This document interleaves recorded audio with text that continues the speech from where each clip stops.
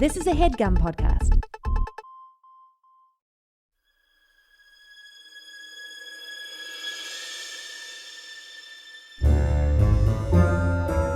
Oh, yeah. Welcome to A Funny Feeling Podcast. I'm Betsy Sidaro. And I'm Marcy Jarrow. This is a podcast where comedians tell us their paranormal experiences, and we listen to yours as well. Oh, yeah. And if you have one of these paranormal experiences that you want to share with us, please email it to us at funnyfeelingpod@gmail.com. Now get cozy. And prepare yourself to be scared silly. This is a Funny Feeling podcast. Okie dokie artichokey. Oh, artichokes, Betsy. Uh-oh, let me see. I'm getting a phone call. Oh. Right as we start. Guess what it is? Guess what it probably is? Spam. My dad calls her Spamela. Funny. Oh, Spamela Anderson. Spamela Spammerson. Spamela Spammerson, yeah. Spamela Spammerson. Oh, Spamela Scammerson. That's it. Spamela Scammerson. Yes, Spamela With big old Scammerson. boobies. Yeah, just trying to honeypot you into stealing all of your money. Oh my God. She's pretty good. She's pretty good. She will occasionally get my money. We have a friend that has been bamboozled a couple times by scams. Oh my God. Wait, who? I feel we have a couple. We have a couple. Jess has been bamboozled a couple of times by people being like, we're going to cut off your water and power. She's talked about it on our podcast. Wait, I didn't know that. Not in recent years, but definitely in the past like 5 or 6, where it's just a couple times she has been scammied. I would be scammed more, but I'm very lazy. You couldn't, a literal government official could come knock on my door and I'd be like, oh yeah, I'll get to it. Like truly, I'm so bad. Yeah, I'd be like, I'm not getting up from the couch to answer it. They'll leave it on the porch if they want. Yeah, if they want to. I would be so hard to be served with papers, I think. First of all, like people would be walking up, be like, oh my God, there's so many animals on this front porch. Oh my God. You know what I can't walk through a bunch of raccoons and skunks and a 3-legged coyote. You kidding me? Yeah. Has that been your plan so you don't get served papers? It's just to have a bunch of large predator animals. Absolutely. Yes. Absolutely. Well, I'm glad that you took this opportunity to not get scammed. Thank you. I'm not. I'm very like, oh my God, no. Scares me. Well, that's spooky. Has anything else spooky been going on with you? Anything spooky been happening? You were out in the woods, so that's a spooky place. I was up in Big Bear. Very spooky. Very spooky. Nothing spooky happened. I did talk to my sister and brother-in-law about spooky stuff. And my sister was like, when she was saying that when she was young, she used to not be able to sleep on her back because she would get such bad sleep paralysis. Wow. Yeah. And she was like, for a long, long time, I couldn't sleep on my back. She's like, now I can, but like for a really long time, I couldn't. Because no matter what, I would get sleep paralysis. Yeah. Isn't that wild? I again, knock on some wood, never had it. Yeah, I don't know what to tell you. I don't want it, so that's fine. You don't. And my brother-in-law was saying that like he's had a couple of times where he's like walked into a place or like has gotten to a hotel or something and been like, No. These vibes are bad. Vibes are off. The vibes are off. Vibes are off, dude. So that's kind of it. Yeah. How about you? Anything spooky happen? I mean, no, just kind of, I've told you day 12 of not having hot water at my place. That's very spooky. It's like spooky that landlords can just let this go on and on. Hopefully it gets fixed. We've had contractors come. It is also You should let everybody know that you have also been like, let me get a plumber to come and fix it. And your landlord's been like, no, don't worry. We got this covered. And no, they don't. It's because he goes through a warranty company, you guys. And the warranty company has to get everything approved. And then like they use contractors who are the cheapest contractors. So they're like, oh, they're not turning in paperwork. But who knows what the truth is? Right. The truth is out there, and I don't know what it is, but I do know my truth, which is that I don't feel like I've been clean. And I mean, I am like, a cold shower to reset my nervous system, but my nervous system has not been great. So it's been a time for everybody's nervous systems to be going out of control a little bit. I wonder, people who are living far away out of the industry, have you noticed that some of your favorite podcasters who are typically writers and actors have been maybe a bit wild lately, cranky, angry? Yeah, have you noticed that at all? I definitely noticed it personally on me and some of my podcasts. So I don't know. Right. You've been perfect though. You're steady, I'm Eddie. always perfect. No, I mean when a mic's in front of me, I could chill out, but when I'm alone, don't worry, I'm freaking out. I mean, there is like blood, snot, and hair on your walls, so that makes sense. Yeah, don't worry about that. I'm having a good time. Honestly, Wilma's loving it over here because Gilly and I are turning into angry dogs ourselves. Oh, angry dogs. They taking over for Angry Birds. Yes, yeah. Well, those are our life is scary updates. So, should we get into some listener stories? I have an email. Yeah, that'll make us feel better. Honestly, it does. Like distracting me from my life is this old paranormal world. So this one it's entitled Another Sign. What? Oh, no, another sign. Oh, we could only take so many signs. God. Okay, bring it on. So it says, hi, ladies. Love the show. All the things. I was listening to one of your listener stories. I cannot find the episode and also didn't try very hard. Hey. We get it.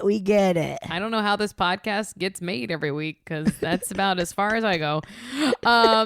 Basically, the woman in the email saw colorful butterflies as a sign of her deceased grandparents, I think at the OBGYN.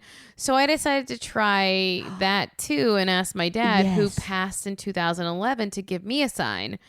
I said it has to be a motorcycle and also has to have an old guy on it with a beard. He loved motorcycles. Oh, that's so cute. Then for a second, I thought it has to be Santa, thinking of a Christmas ornament we had of Santa riding a Harley. Oh, my God. There we go. I dismissed it thinking, no, that is too specific. Not even an hour later, I was driving to meet a friend for coffee. I passed a house with one of those Christmas balloon decorations. It was a giant Santa riding a motorcycle. Oh, my God. And it was set up so it looked like it was bursting out of the house, and I just smiled. Lisa from Castellon, New York. P.S. You don't have to read this, but I'll read it. I love the show and love binge listening. Yeah, what? We'll see if we'll you read it. Oh, it's just a bunch of curses. Marcy, side note, I was listening to the episode about Bo passing. I was thinking about it with my cat Bandit, just sitting outside and having a nice afternoon together.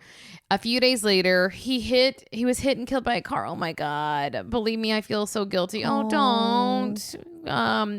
Apparently they choose. They know when they're going to go. They go. Apparently, yeah. He was a pandemic pet we adopted with his foster brother Smokey, and it was 2.5 years. And it was 2.5 years old. I'm sorry for your loss and feel the pain. Cats rule. And then there's a follow-up that says, hi, ladies. Because I'm in my head too much, I wanted to clarify that my cat, the PS in the recent email, felt too harsh to me or flat. To clarify, I happened to be listening to the episode where Marcy's cat, Bo, had just passed. I felt so bad and really sad about it since I love my cats so much as well. I happened to be hanging out with Bandit and felt super grateful for the moment.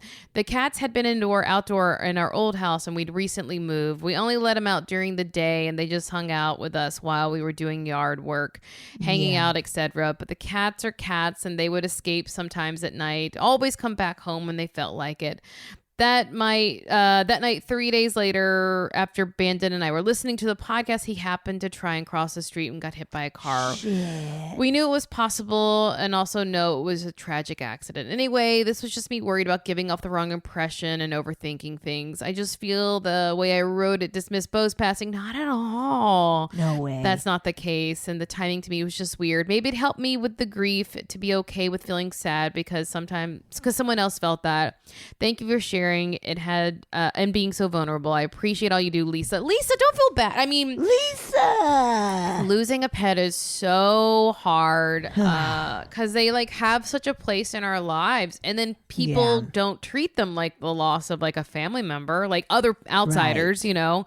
And so it can be a hard grief to have because people they don't give you the same space, or they'll try to like be like, well, I'm so sorry. Oh, like, but it's not, I feel like for me, people were so great about it because they knew how obsessed I was with Bo. Right. But it is like one of those things where it's a weird grief to have, you know? Yeah. Now, in the message, and I don't know what it is, Betsy. So this is a real... is something spooky? Well, it's not something spooky, but they did have a video attached, and they didn't mention a video at all.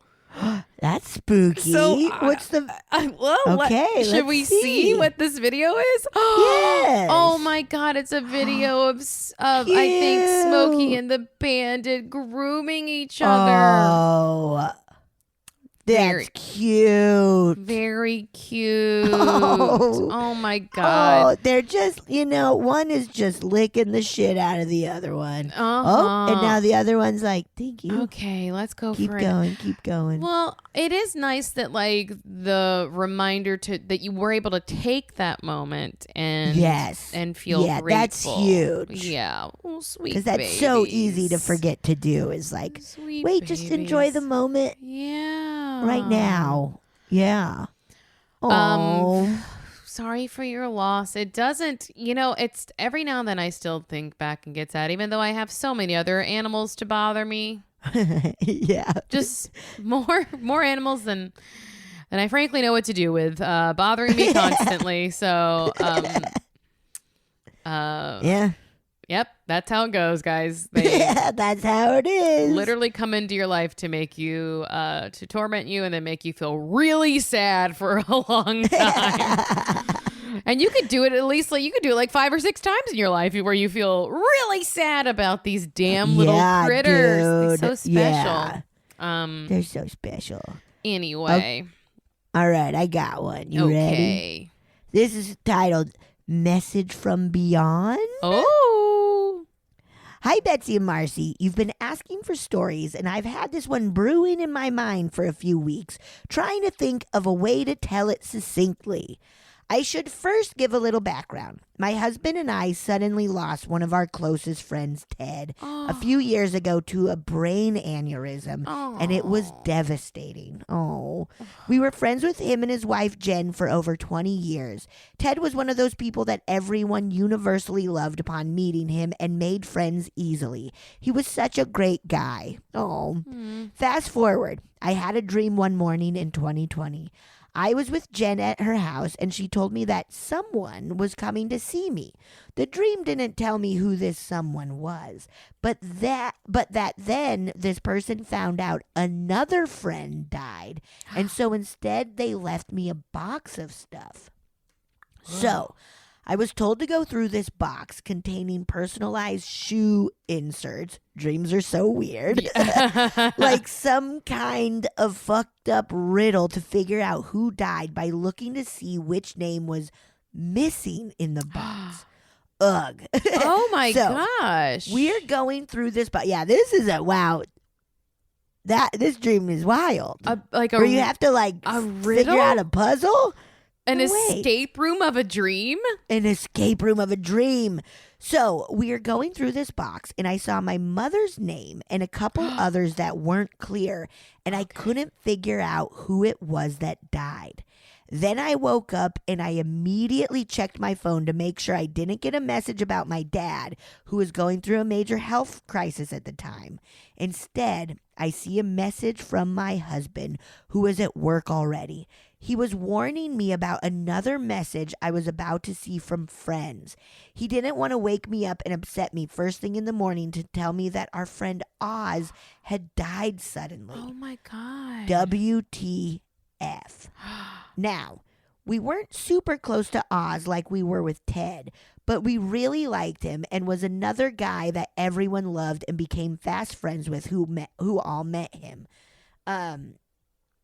Ted and Oz didn't know each other. They were in totally different states, but I've theorized that maybe they met in the afterlife and Ted wanted to help soften the blow by warning me that I was about to get another shock.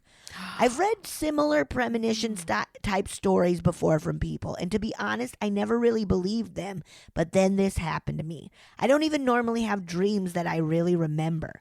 Anyway, curious what you ladies think, if it's just a big coincidence or if Ted maybe was trying to help ease the shock for me of losing another friend. Thanks for reading this far. Love the pod, Sarah. Oh my God. God. That's wild. I do think it was, something more like to ease the shock, or to maybe even just your own premonition, right. Because I mean, the dream being with Jen, Ted's wife, really does feel like maybe it was like or premonition, but like it's so hard softening to know. it anyways. Or and that's why I was thinking it was Sarah's premonition, because like Ted wasn't there giving the message, but her brain was giving her clues of what was to happen. Right. Yes, of kind of reminding like, oh, yeah, like kind of softening clues as to what. Yeah, like because her brain really made her do the hard work. Took the long way to figure out what happened. Yeah. Wow. Yeah. That's incredible. Yeah. I know. Have you ever had to do an escape room in your dream, or like a big riddle or anything? Probably. I don't really remember my dreams, unless they're unsettling nightmares. Right. How about you? Have you ever had to figure out math in your dreams? No, I don't think so. I feel if anything, it's like, like trying to text or read something, I can't do it, and feeling a little weird like that of just like, well, I don't know. I can't read this. I don't know how to help. I recently had one where it was just a classic actor's nightmare where I was on a sitcom and I didn't know my lines and we were taping, and I kept like trying to look at the script, but the script wasn't coming into my view or whatever. Yeah. And so then I just was like, I guess I'm just going to improvise and see what happens. And then I woke up. I didn't get booed or anything. But. That's great. It's so funny that your dream was like, okay, I have this great premise. I can't write a script. Right. Yeah. I remember once not long ago I had a dream, and I wish I could remember the specifics, but I woke up and I was like, wow. It was something that my brain had figured out in the dream, and it was complicated. And I was like, right. I think Dream Marcy is a lot smarter than Waking Marcy. Funny. Because I remember being impressed by my dream self, being like, I don't think I could think of that on my own. Hey, that's fun. I've definitely had that where I'm like being really funny in my dreams. And I wake up being like, cool, man. Cool, I'm pretty fun. But like in front of like famous people, making famous people laugh. You've done that's actually your life. I guess I have a little bit. You've made some actual idols laugh at you. I guess so, yeah. I guess so. That's very funny. All right, I'm gonna play. I got. Yes. It's gonna be two. Well, maybe we'll see. We'll see how it goes. There's two of them because there's a follow up. So okay, fun. Here we go. Oh my god. Hi, Betsy and Marcy. My name is Marielle from New York City in Seattle. I got a thriller for you, and you actually play a role in it, a central role. I actually think that my listening to your podcast in a house evoked spirits, and specifically a poltergeist. Now, I was house sitting for about 3 months on Bainbridge Island, which is across from Seattle, and there's a lot of history there. Of course, this is, Native American land, and also there's Civil War era forts there. And at the beginning of my house sit, I was perusing all of these Facebook group comments from these white, wealthy, privileged, middle-aged folks who own very expensive homes on the island, talking about their ghost encounters, which felt uncanny. Just given sort of the conservative, reserved nature of people there, and they're actually rather unfriendly. Like, they don't say hi back or Merry Christmas back. Nuts. Anyways, so I got a kick out of reading those, and I thought, okay, there's these old Civil War era forts and graves and, Native American history there. So it's a storied place, and all of that makes sense. But I'm there in this newer build townhouse with the loudest cat you've ever heard in your life. That's, I guess, for another show. Got those recordings. And I'd been there already for a couple of months, and so these things started to happen. So the track lights in the kitchen went out. Most of them. The light in my bathroom went out, and the light in the basement went out. And this was cool too, because it was kind of like a foreshadowing of several things in that moment. One of my intuitive prowess, because I'm saying, it's almost like, I would see it's so creepy, all of this. It's almost like there's a ghost here, or like one could pop out at any minute. Like, the stage is set, but I'm okay. I can survive anything. I will survive seeing a ghost. And these track lights, by the way, I should mention, nothing was switched with circuit breakers. There was no weather events. There was no reason for any of this to happen. And so there I am walking, in the basement, having that actual thought.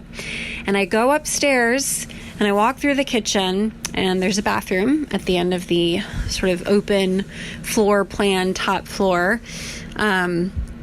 And there's the ceramic tissue holder on the back part of the toilet. And the second that I walk into the bathroom, it flies off and slams into the ground. And so surreal. It was almost as though my energy did that, which I don't think I'm that powerful. But I ignored it, and then Joe Biden had just won, and I was elated, and I was singing along to Lady Gaga's Star Spangled Banner. Is that who it sang it? I think she sang it. And all of a sudden, there was silverware on a dish next to me, and it clanked together by itself. So I whip around, and all of a sudden, I had been in that kitchen, I failed to mention, listening to your podcast, in the days and hours leading up to this happening. And I just started listening to it too.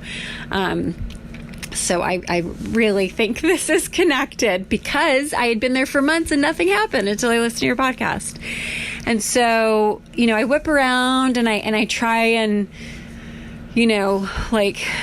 recall the types of things you're supposed to say to dispel or neutralize negative energies and entities, and I could barely believe it. And I was very distracted dealing with health issues and also writing the story of my ex. And that's kind of a quite a dark, shocking tale.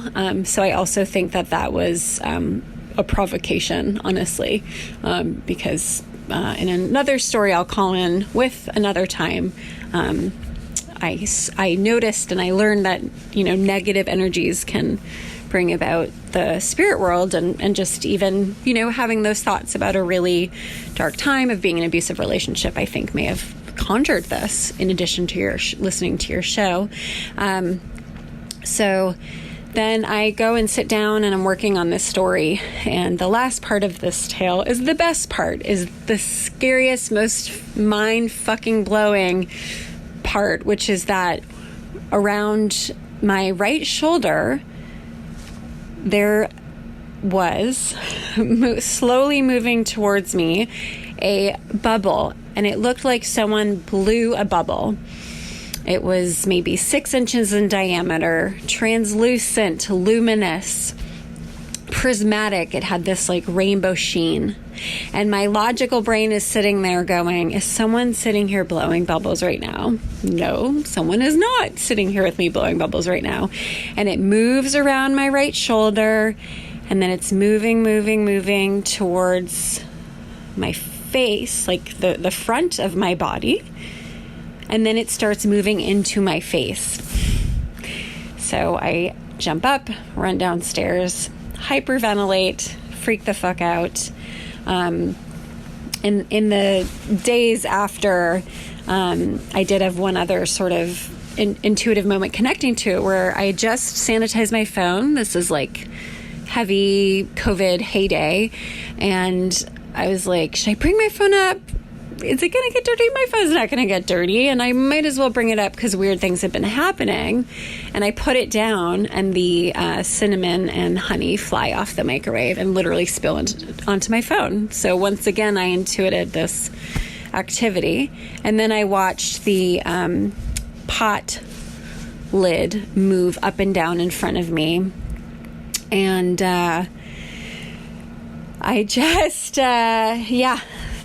I mean, mind's super blown, and there's something about the mind that I think can kind of like almost, when it's objects moving by themselves, it makes no sense, but what makes even way less sense that I feel like the mind can't sort of resolve is what I think is an orb. And so I haven't ever heard anyone see one of those or have that experience. I know, of course, they show up in photos, but I think it's wild. And I've heard different theories about whether that was the poltergeist itself, or perhaps my mother, who is on the other side there to distract me from a pretty terrifying situation. So that's my story. And I would love to, hear if any other viewers have seen an orb like that. Thank you so much for your great show. Bye. Wait, a bubble. I would be so mad if a bubble tried to fly right into my face. I would if somebody's blowing bubbles, let alone a ghost doing it. Or poltergeist. And then the stuff flying off, I don't know. That's a lot. That is, and then it is interesting of all the energy that it was happening at the time. Yeah. A lot of negative, or recalling negative energy where it feels like it was just boiling over, just exactly what I was thinking, that energy has to go somewhere. Yeah. And maybe something's feeding on it, or totally. Who knows? And what if we started it, Marcy? We can't do that. Well, I like to think that we just sort of there was a door that was kind of propped open, and we just were like a little gust of wind that blew in. We just kind of kick it open a little bit every now and then. We this is our disclaimer right now. We cannot be held responsible for any hauntings that happen due to you listening to a Funny Feeling podcast. All rights reserved. we should have been saying this the whole time. Well, sorry, we are the Ring of podcasts, so like The Ring. Is that where you watch it? You watch it? Yeah, and then 7 days later you die. Sorry about it. Oh my Sorry, gosh, everybody. Is that why we're not growing our listenership as much? Oh, we keep no. killing them? Oh no. Oh, no. Oh no. Wow, that is wild. Yeah, and amazing to be a survivor of that, and like to be able to write Yes. about it, and Yes. you know, yeah. Oh, there's an addendum. Yeah. Do you want Let's to listen to to it. the Yes, addendum? of course. The addendum? Dum da. That was a dum. Dada is an addendum. We love it. Dum da. I have one addition to the story, which is that I did consult a psychic and another type of intuitive right at this time. And one person thought that on the land there, a man and his child had been killed, and that it was a raccoon that was leaping off the back of the toilet seat, kind of in a quick reactive scurry, which makes sense given the speed a little bit, interestingly, although you don't hear much about spirit animals in literal kind of active spirit form. And that the orb was actually his face leaning around my shoulder and then peering into mine. Does anything give you more goosebumps than that? Holy hell. So I want to settle on what seems to be a truth, that those light forms, those orbs, are pure in nature and angelic, or high vibrational entities such as my mother or such as an angel, and perhaps showing up to protect me. However, I also get confused, but wouldn't you guys know that I would think that it was the poltergeist, showing up in a different form? So that's where I'm conflicted, and, we'll never know, unfortunately. And what I wouldn't give to have videoed that moment, but it was so terrifying that I ran away. But how fucking cool that would have been to capture on video. So, whether it was, the trauma and someone traumatized there, which the homeowner had no history of, hadn't had experiences, and they had lived there, I think, for a couple years already, or, partly that, and then partly something from the angelic realm. But, that was the last thing I'll say. The second time that I've seen an orb, the first time it was much smaller, and it was right as I was coming onto a phone call with a psychic who is so incredibly, impeccably, stunningly accurate that it's irrefutable, that she's making these connections and channeling these people. It's just absolutely undeniable. And right before the call, I was just kind of sitting with my laptop and getting ready for having this session. And I did see, also out of the corner of my right eye, interestingly, kind of coming around my shoulder area, something that was the size of a larger insect and moving through the air. So I thought it was, and I was seeing it out of the corner of my eye. It was the same thing, this tiny little orb, but luminous, prismatic, translucent, just kind of slowly moving through the air. And then when I turned my full attention to it, it disappeared. And when I get on this call with this woman who proceeds to have these incredible, remarks about, my life, and towards the end is totally connecting with my mom. Part of what my mother shared with her is that I will show up to you as forms of light. So don't doubt that that's me, because it is. And I was like, holy shit, I just saw this light. So maybe it was my mom again because of that one time. that's the edition. Thank you so much. Bye. Whoa. Who's this psychic? I know. I was like, that was an incredible review. Absolutely. I'm gonna have to email them back and be like, give us Also, like, really good vocabulary. We're using big fun words that make sense. which one gotcha. Just them like reviewing the psychic. I was like, whoa, stunning. Yeah. Like, really good. Me, I'm always like, it's awesome. Trust me. I have nothing else to say except for it's awesome. It's sick, dude. It's fucking awesome. It's wild. That's all you're gonna get. With the idea of like that first orb being like a protection or something. Yeah. And that idea of like, wouldn't they think that I would think that it's the poltergeist? We've talked about this before of and you mentioned, you started it and it blew my mind of like, oh yeah, sometimes ghosts or spirits or entities might not know or might not be able to do anything except what they're doing and might not mean to be scaring you or, you know. Also, they're just us. Like, Right. I think sometimes people believe that when you're on the other side, all of a sudden you're like this enlightened being. It's like, maybe not yet. You might get there, but like, Right. especially in the infancy form of the other side of like just being like, you might just be Right. fucking around seeing what you can get away with. Truly. I'm just kind of like, what's this thing? What Yeah. does this thing do? All right. Also, I love it so much more that orb could have been a raccoon.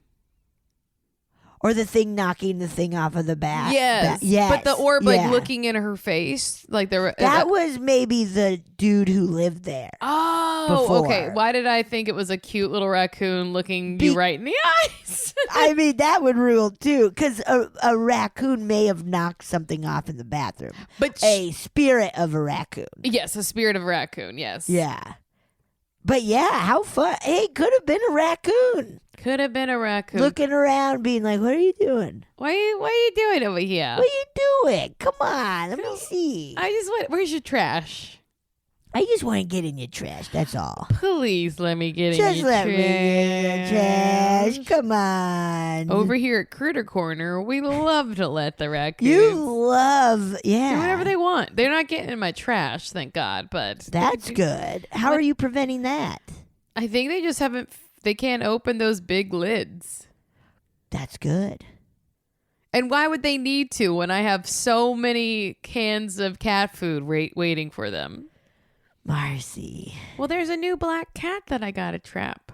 Okay. It looks at me. careful. It looks at me.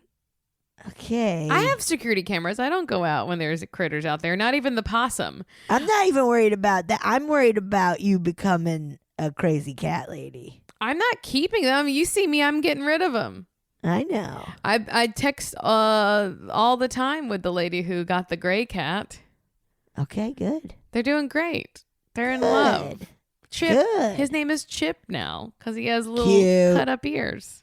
Cute. Cute. Cute. All right. Should I read a listener story? Yes. Because that's what we do here. That's what we do. Okay. This one is entitled Dressing Room Ghost. Whoa. I hope it's at a Gap. I hope it's at a Gap. I hope it's at a Come Gap. on. Gap. I said Gap, and then I was like, is Gap a word? Yeah, it is. Did I say Gat? Maybe. Hope it's a gat. Hope it's a gat. You loved shopping at the gat. The Gat. Hi, Marcy and Betsy. Thank you for reading my story, Prometheus the Cat. I had assumed it was lost in your spam folder over the summer because I sent it right around that time. It was such a fun surprise to hear Marcy read my story and have you both talk about my adorable cats. In response to Betsy's comment, I absolutely tried to give up other things in exchange for some sort of cosmic reward because I figured, why not see if it works? As far as I know, it didn't work, but life has been pretty decent and I definitely have been believe in putting in good into the world, even if there isn't some tangible immediate reward every time. Nice. I don't remember what you said, but I don't either. it's funny how I don't remember most things they say. Yeah, I don't know. I couldn't tell you. I think I said in a text message last night to you and a friend that my brain is a colander. Yes, you did, and it made me laugh. Just only the macaroni noodles stick around. Yeah. But isn't that what we want? Get that water out of there. Keep the macaroni All I noodles. care about, macaroni noodles for brains. Come on. Okay, this is on to my story. Prepare to poop. Oh my God. Okay. Okay. I'm ready. We're always ready, willing, and able to poop. That's the thing about Yes. us. Okay. So so we went to thrift stores a lot when I was a kid, and that is where I got most of my clothing. My mom, sister, and I were pretty familiar with our local thrift stores, and we would usually split up as soon as we got in the building. Then we would meet up periodically or look for each other if we wanted an opinion on something. This was before cell phones, so you couldn't just send each other photos. I want to say I was 12 or 13 for this particular story, but it all blends together at this point. On this occasion, I remember that we were there school shopping as I was reluctantly trying on pants, and school shopping was usually the only time I agreed to bother shopping for them. Yeah, yep. As a short, chubby woman, trying on pants has always been a bit of a pain for me. Gotcha. I feel you, dude. Yep, I know that. I never, very well. guess what? I never grew out of being a short, chubby woman. Yeah, woo. Anyways, I am needing a lot of assurances from my sister and mom. So I remember I was looking for them every time I tried on a pair. Aww. Now, looking back, this is pretty gross. And I know that now, but I was a kid who lived on a farm. So a floor at a thrift store wasn't super alarming to me. Oh, yeah. Sometimes when the stores were essentially empty, we had a lot of stuff to try on. My sister and I would leave the dressing room door locked and slide under the door. This was so the employees didn't grab our stuff to put it back while we found a family member to look at whatever we had tried on. Okay. Okay, so it's such a kid mentality too of like, no, if I'm leaving this, they're gonna get it immediately. Oh yeah, to be like, I gotta roll on this dirty floor. It's such a funny mentality of like, yeah, this is the only way to do it. Look, I've thought about it, and this is all there is. This is the only answer. It's just it's so cute. Rolling around on a nasty little floor. I have to. Come on. Okay, so I've tried on a pair of pants and decide I want to show my mom or sister. I also figured I have this big pile of annoying pants to try on, so I would just leave my shoes and do a quick slide under the door. So also, I would never let my feet touch a bare floor like that. Ew, no way. I try to like force myself to do it in my own home to like kind of desensitize myself to it. But I have like real issues with bare feet on the floor. I'm with you. I can't. I don't like it. It's not as bad at my mom's house because I know how superiorly clean her home is. So right. Anyway, so I do just that and slide under the door in my socks without looking back right away. Then something makes me feel like I need to look back, and there are my shoes still on the floor of the locked dressing room with a pair of legs sticking out of them.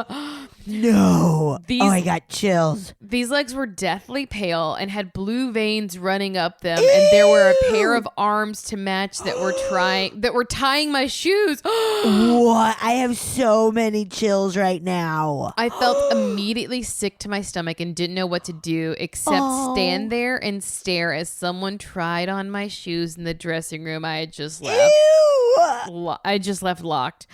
I have mentioned in past emails that I have had plenty of supernatural experiences, but this is truly one of the few where I felt frozen in fear. Yes. The next part is a bit blurry, but I think I eventually turned around because I heard my mom or sister, and when I turned back, the legs were gone. Because it essentially disappeared and I don't recall anyone exiting the room, I assume it was a supernatural entity trying out a neat pair of sneakers. However, if this was a living old woman, she would have had to basically run behind me and in a few seconds slide on her stomach under the door, just like I had done. I think this is a classic case of we would rather it just be a ghost. Yes, than a real life person. Also, as a side note, the shoes were purchased new. So not like a ghost lady being like, give me back my kids. Give me my Adidas. My Adidas. Also just like haunted shoes. I guess that's a thing though, right? Probably. Haunted shoes. They were these amazing light blue sneakers with daisy stitch on the side. My mom didn't let us buy shoes at thrift stores because she always says, what if someone died in them? Which I never understood. Which I never understood because with that logic, that could be true of all the clothes as well. But true. Maybe the ghost was a fan of shoes and saw a new pair to try real quick while nobody was paying attention. Anyway, way better than some super flexible old woman creeping around preteen shoes. Thanks for reading, ladies. Katie. P.S. I also sent in the story Forest Spirit, and I realized I did not attach any dog photos. Deepest apologies for being an awful listener / contributor. I've attached dog photos as well as an additional cat photo to make up for my oversight. First photo, I sent them to you, Betsy. You did. First photo, my two dogs, Cooper in the blue harness and Pipsqueak in the green harness. Cute. Oh, those are good little dogs. Second photo, Olaf. Oh, they are so cute. Olaf, gray and white kitty, and her husband, Grimble. Oh my God. Grimble. Really great names all around. And third, Batman. You saw him previously, but his handsome face is worth a revisit. Wait. Yes. I'm looking for the I didn't even notice her husband. I didn't notice it at first, and then I was like, oh, that's a whole other cat. Oh my God. These animals are They're so cute. Man. Those puppers. Look at those puppers. I love all the animals. Wow. I think having 2 dogs and 3 cats is a life I'd like to live. All I need is 2 dogs. Wow. Cute. Yeah, you gotta get 2 little dogs. Come on. 2 little dogs. 2 little doggies. Yeah, that is, I was very horrified by that story of just. That was what, and do you wonder if it was like, as soon as if it was like a spirit who went thrifting a lot and was like, whoa, these shoes are pretty rad. I should try these on. You know, like just kind of reliving thrifting. Do you want me to fuck you up? Yeah. What if our friend died and those are shoes? What? Of hers that were given away. I mean, not now, like in the future. Like, what if she saw, you know what I mean? Like, God, Katie, I hope you're fine. But I mean, or not died. What if this was just someone trying? Yeah. Like she saw a vision of someone trying on her shoes in the future because they did. Like they thrifted them. Katie, did you donate shoes? And now is it an old flexible lady? Well, no, she was just there. She was just trying them on. Yeah, just trying them on. Here's why I've heard you shouldn't wear thrifted shoes, because we all create very distinct sole patterns in them, like in your shoes, like everyone's feet are like their own little fingerprint sort of, and that it can really mess up with your posture or balance and stuff. Yeah. So I've always heard that that's why you don't want to wear secondhand shoes. Right. Some even first-hand shoes really fuck me up. Oh, yeah. Like when you're wearing where you put it on, you're like... Yeah, your pleasers. My pleasers, man. Yeah, your big stripper shoes. Yes, those fuck me up. They fuck my ankles up more than Yeah, you fall. I'm falling over all the time while trying to strip. They weirdly fuck your head up a lot too. They really fuck my head up. Banging against the Banging floor. it constantly in the pole. Like, oh my God. Ding, ding, ding, ding. People love it, though. People love it. Honestly, nothing I love more than watching you spin on a pole. Fall down. Just graceful and glorious. Whee! She goes. Woo! Woo-hoo! Okay, I got one. Okay, give it. And there is a trigger warning for suicide. Thank just you a heads up. for the trigger warning, listener. You got it. Okay, this one is called Trigger Warning, Visits, and Pranks. Dear Marcy and Betsy, I wrote a while ago about being a friend to the psychics, but never actually being psychic. And also my sister not telling me that I walked right by a shadow man. Ugh. I was so ecstatic to hear you read it, I nearly shat myself from excitement. Yeah. I have a few stories about events that have happened recently since the end of February 2022. Trigger warning, suicide. At the end of February, my oldest nephew took his life. There were so many things that we weren't aware of, and his brother had sought treatment the previous summer for ideation, so everything was just a horrible, tragic surprise in losing him. Oh, that's so sad. I'm so sorry. He and his brother both experienced an angry old man in their bathroom at their house. Ooh. A bathroom again. What's with that? Nasty. Oh, how dare you, old angry man in a bathroom. I know both boys are sensitive, as is their mom, so I'm not surprised he reached out. Last summer, about a week before my younger nephew sought help for suicidal ideation, I kept having a weird feeling I was going to get a phone call about my older nephew. Oh my God. I felt sick with worry, but also extremely silly. When we got his brother help, I was breathing easier, thinking my moment of psychicness was completely off. I think this is also one of the reasons I've taken things so hard. Not that this situation is easy in any case. It's been only 3 months, but I wanted to share some things that have happened since his passing. 1, at the viewing, we, my mother, his brother, my husband, and I, stood beside him. I was holding his hand, and my husband put his arm over my shoulder. I got a strong feeling of my nephew's presence behind us, as if observing himself with us. It's as if I could see him in my mind's eye, and for a moment felt a little bit of comfort from a hug. Oh. That's nice. Yeah. 2, my husband was on his way home from work. His commute was when he allowed himself to be free and grieve. He heard my nephew in his ear say, "It's okay, Uncle John." Oh my God. This was very shocking to my husband, as he is a Buddhist and doesn't necessarily believe in ghosts per se, but rather energy, and that energy never ceases. Oh.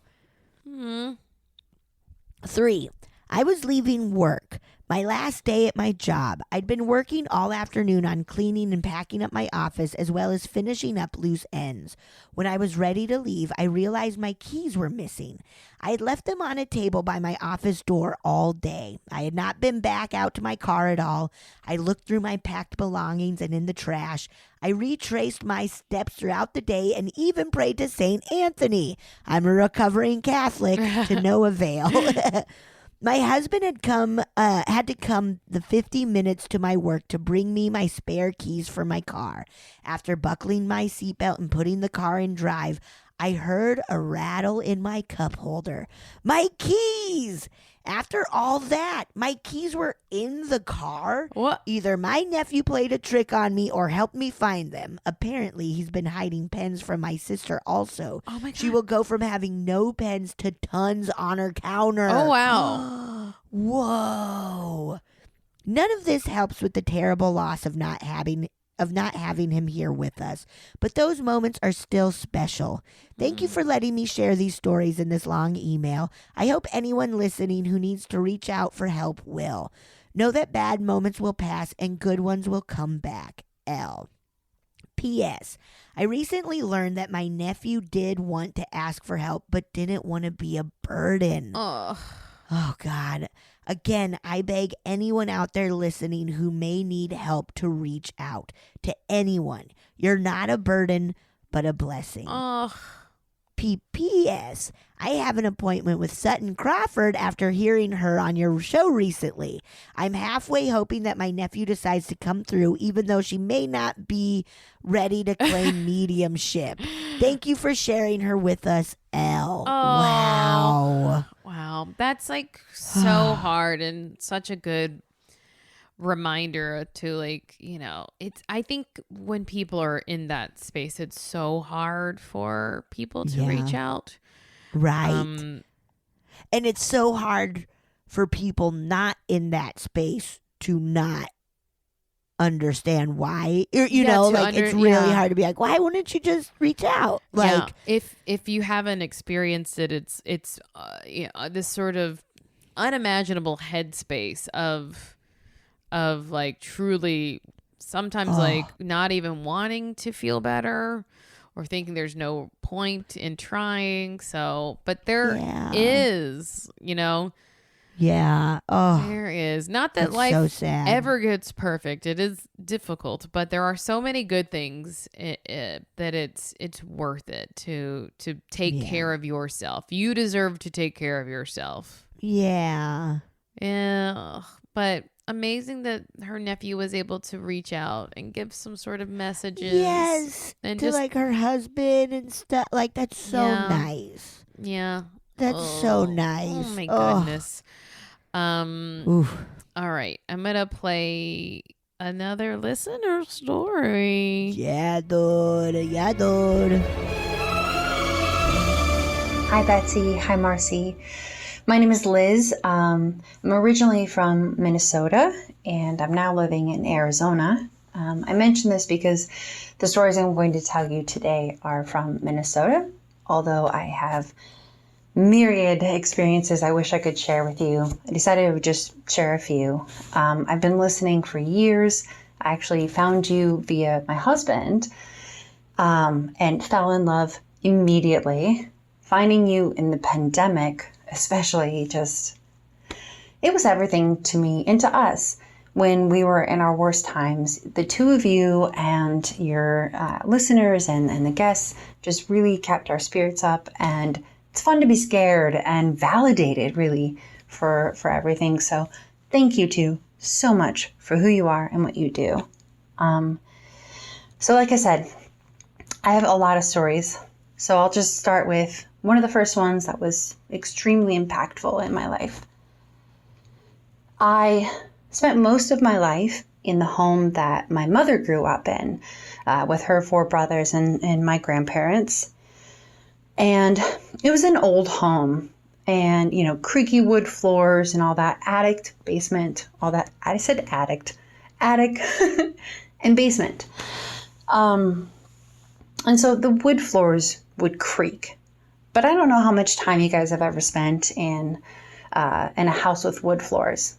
Over time, you start to learn what, like, certain people's gait sounds like, right? When they step, when they move, you know, like, oh, so-and-so is coming, right? I say this because in my first maybe like week in the house, and I was probably, I want to say like 7 years old, in the evening, I heard somebody walking to my room on the wood floor in the hallway, and they stopped right at my door. And they didn't sound like mom or dad. But hey, it's a new house. Who's to say? I opened my eyes because I always left my door open. And I kind of saw something. I don't know. Maybe a shadow. No big deal, but I felt something really unsettling. I eventually got myself back to sleep. Then this thing came every single night. I mean, every single night for years. And as the nights go on, I start to see the shadow actually take figure. And she would sit there. I say she because eventually I could tell she was a woman. She had curves. I could tell she had hair. She looked like she had a dress. No real features. Just definitely a distinct woman that would stand at my door and watch me at night. And I could always hear her walking towards me, towards the door, and then stop. Eventually, I told my mom what I was hearing, what I was seeing, and she asked me, "What is your father telling you?" Well, my parents divorced when I was young, and my biological father had spent some time in that home when my mom and bio dad were dating. I didn't know this, and so I was like, I don't know, he hasn't told me anything. Every time I brought it up to her, which happened a lot because it was every single night, she just said, "You know what? You need to talk to your father. I don't want to talk about it. Talk to your father." So I didn't. That's a long story. Bio dad and I, not great. But eventually I moved out of that room to a room down the hall, just directly down the hall, maybe, 10 feet. And my little sister moved into the room I had been sleeping in. And one night I remember my parents had gone on a date, which never happened. And I was in charge of my sister, Anna. And I was reading her a bedtime story. And as I was going to turn off the light, I went to shut the door. Or I should say, I left without shutting the door. I apologize. And she said, "Shut the door." And I always found that weird because in our house, we always left the doors open. And I said, why do you want it shut? And she said, "So that the lady doesn't see me. I don't want the lady watching me." I had never told my sister about any of this, ever. And she was, at this time, maybe 3 or 4 years old. "I don't want the lady watching me." I had goosebumps all over my body, and I had every desire to ask her, what did she look like? But I didn't want to scare my sister, so I let it go until the next morning. And I told my mom, and I said, "You need to tell me. I don't want to go to Dad." And she said, "Nope, you got to go to your father." So I went to my dad, and I told him about what myself and my sister had been seeing. And he started to cry. And let me tell you that my bio dad never cried. He was a man's man who was way too tough for his own good. And I see him start to cry. And he said, "And your mother told you nothing?" I said, "No, nothing." He said, "When I was in high school, I had to stay there for a night in that room. And I woke up in the middle of the night. I had to pee. And I went towards the door. And there was a woman standing in the door." And he described her perfectly, right? It was everything she was wearing. It was every inch of her. It was all the lines perfectly. He saw her. And the next morning, he said he told my mom, and she said, "That sounds exactly like my Aunt Edith." So she showed him pictures. Sure enough, the exact same woman. Aunt Edith, right? And I said, "Well, I think Aunt Edith is still there because we've been seeing her." And it was so validating, but also so scary. So I finally went back to my mom and I told her, "Hey, Dad told me, what's up with Aunt Edith? Why is she here?" I guess my Aunt Edith had, or I should say my great aunt, but whatever, my mom's Aunt Edith had a love seat in our basement. It was her favorite place to sit. And that was the only thing left of Aunt Edith in the house. And I said, "I wonder if she's attached to that." Well, we sure did find out. Because when we left Minnesota to move to Arizona, we were selling everything. Just did a, huge yard sale. And I wasn't there for the whole thing. But I remember the next morning after the yard sale, I came out to the yard and I saw the love seats gone. So I asked my parents, "Oh, who picked that up?" And they said, "Well, no one." No, we left it. No one would buy it. It was just sitting on the lawn. It's like, what the? Okay. That night, I'm sleeping. I wake up to pounding on the wall, full on just boom, boom, boom, boom. And I hear, put it back. Put it back. And my dad has been quiet this whole time. I say my stepdad, but he's my dad. He's been quiet this whole time. He's not said a thing. He came down and he said, do you hear that? Just boom, boom, boom, put it back. After that night, we heard nothing. Well, jump to, maybe a few months later.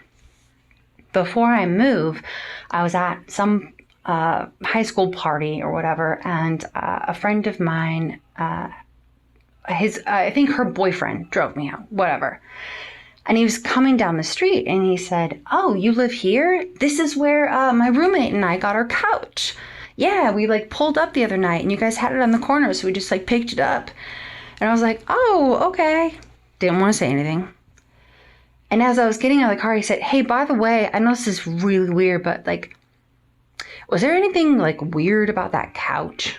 Because like shit's been happening since we had that in our house, and like I don't know what's going on. I was like, oh, you got Aunt Edith. You're welcome, and like shut the door. So apparently Aunt Edith found a new home.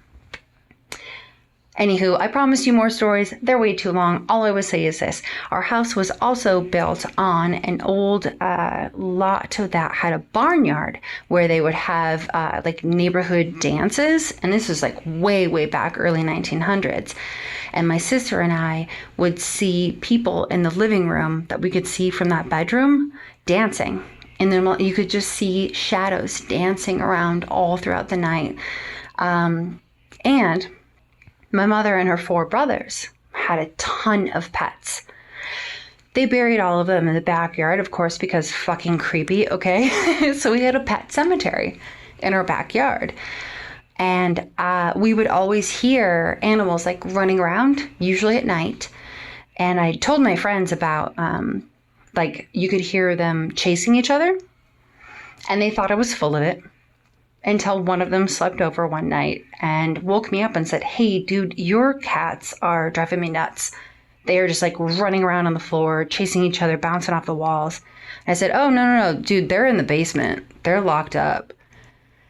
And she looked at me like, holy shit, you're not crazy. So anyways, thank you, Betsy and Marcy and all of the listeners really for making me realize I'm not fucking crazy, and I love you so much. So you know what? Just don't shit your pants. I love ya. Oh. Too late. Pants are filled. Aunt Edith. Put it back. Put it back. That is so wild. So wild. I wonder where the couch is now. Yeah, just keeps being passed along. Aunt Edith's like, ugh. Could you imagine being like a nice old lady ghost and being like, I'm in the nastiest boy's apartment. Ew, yeah, it stinks. It stinks. These guys never clean. There's no. pizza crust in me. Ew. Nasty. Wow. That's like haunted mansion style. I was thinking house. about it's like haunted country house. Yes, the dancers. Like, oh my god, that's so wow. Yeah, something about that's very charming to me. I wonder why didn't Mom just be like, oh, that's Aunt Edith? I guess she liked the drama of like, ask your dad. Ask your fucking dad. Ask your dad, okay? I'm not ask talking your dad about, and then tell him to pass the ketchup. Maybe she didn't want to get involved. Like she was just like, that's not my deal. That's not my aunt. No, thank you. Oh, it wasn't her aunt? Oh, I think it's her aunt. But yes, maybe it was just maybe she was like, I didn't see it. I don't know what you're talking about. So talk to your dad who has had a similar experience. Yes. Yeah. Wow. Aunt Edith loves that couch. Yeah. Also, what if we all are crazy though? Huh? What a good way to be crazy though. To just be crazy, just be like very isolated circumstance crazy is perfect. To be like, I thought I saw a weird thing once and that's how I'm crazy. Wonderful. Right. At least no harm. No harm. No harm. You're not hurting anybody. I mean, harm for me, I've dedicated too much of my life to it, but other than that, we love it. We love it. We love, we love getting your listener stories. We can't always get to the long ones very quickly, so but keep sending them to us. Keep sending them. Be patient with us. Be patient. We're figuring it out. We're in it now. It's spooky season. I think I did figure out the spam issue, so that seems to be. I check it all the time now. Scammerson. Scammerson. She's not scanning anyone. Yeah. Sometimes I do like looking at our spam though. Like right now, this guy Joseph. What do we got? Joseph wants to know. Actually, the email address is Joseph, but I'll read it real quick. I'm contacting you to discuss a mutual transaction that will benefit you and me. If you are interested, your quick response will be highly appreciated. For more details, my name is Vanessa Dominique, a U.S. military officer currently in Syria on a peacemaking and rescue mission. Best regards, Marcy. Sergeant Vanessa Dominique. Marcy, this is for both of us. I think it really is to both of us. Also, well, I mean, it doesn't say our names. We are BCC'd, so I love this lazy spam. Funny scamming. This lazy. Funny scamming. Yeah, lazy scammers. Wow. But I mean, what if we're missing out on a really great money situation? Also, someone doing a peace and rescue mission, we're jerks. Yeah, I know. We're just jerks. We're jerks. Wow. Yeah. Oh, well, thank you guys so much. And keep sending them to us. Yes. We're so lucky to have y'all. Yes, we are. Thank you. Thank you. Bye. Oh, yeah. Thank you so much for listening to A Funny Feeling. If you have a paranormal experience that you would like to share, please send us a voice memo, or you can email us just a letter at funnyfeelingpod@gmail.com. I'm Marcy. I'm Betsy. And don't shit your pants.